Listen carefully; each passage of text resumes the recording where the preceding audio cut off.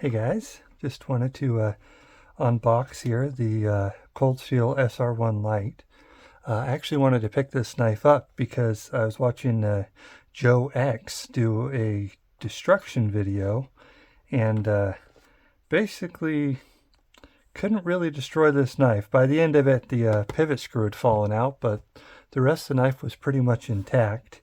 And I was just really impressed by the durability from this knife. I mean, despite the fact that it's an 8CR13 MOV steel, I was just, impressed that it held up and didn't break, even it being in their cheaper series of knives. So I figured I'd pick it up, especially, for a price point. I picked this up for $38 on Amazon. So for how cheap it was and how durable it was, I figured, why not pick it up? So we'll have to take a look here and see what the unboxing experience is kind of like. So open that up and get you a nice up close look here.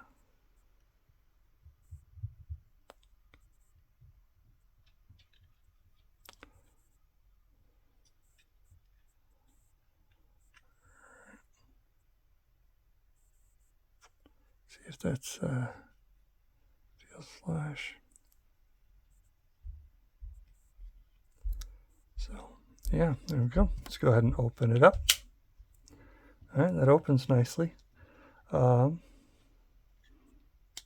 grivery handles on there. Let's see, pretty thick. So like normally, grivery can sometimes have a bit of flex, but as thick as it is, I have to really push hard to get any kind of flex in there. So I don't think that's an issue. Especially having watched that destruction video there by Joe X. It was, yeah, I mean, he really beat on the thing. So I don't think you have to worry about strength there. Yeah, feels good. Feels like you choke up well with it.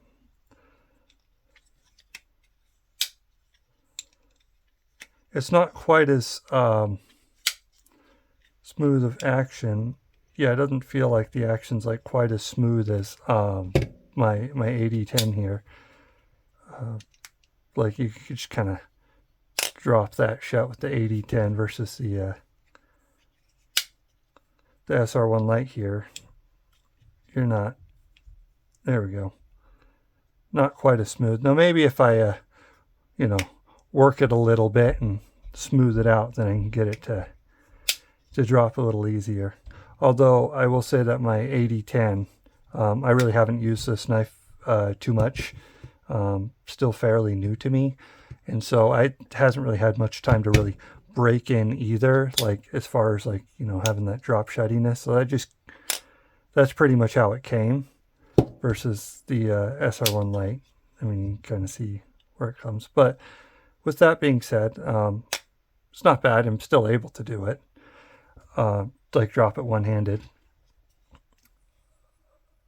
I will say though, the price point difference, I picked this knife up here for about $110 for the 8010, and I paid $38 for the SR1 LITE. So there's a big price difference between the two. So, obviously your feel of fit and finish is going to be a little bit different. But yeah, I mean, if you're thinking about this knife right here, I mean, $38. I mean, granted, I feel like that's, on the cheaper end of being able to pick this knife up. $38 is probably on the lower end of what you'd see it for. But either way, I mean, you're getting a heck of a lot of a knife for that price. And yeah.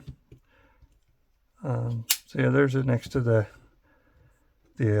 8010, which we all know is not a small knife. I wonder if I get another knife that's recognizable in comparison. Maybe get like where's my something that we can recognize here. Right here. There's an Ontario Rat 1. So there's your Rat Model 1 there. And I think I got a Delica over here in the drawer, so I'm going to pull up my Delica. Oh, here maybe not Delica just yet. I gotta pull things out, but there's a Benchmade Bug Out. Here's a Benchmade Griptilian. And I can find where I set it. Ah, and there's your Spyderco Delica. So as far as size comparisons, you know, you got your Delica, your Model 1. So there's your Bug Out. So I mean, it's a big knife. You know, there's no question about that. But yeah, it's just a big workhorse knife. I mean, look at that. Look how thick that is in comparison to like your Bug Out, right? Like, I mean, that thing is, I don't know, like, yeah, I mean, twice as thick, if not more. I mean, that thing is ridiculous. Yeah, that's crazy. So, anyways, but yeah, I mean, it's a tank of a knife. So, if you're considering it, I don't think you could beat $38. Just saying.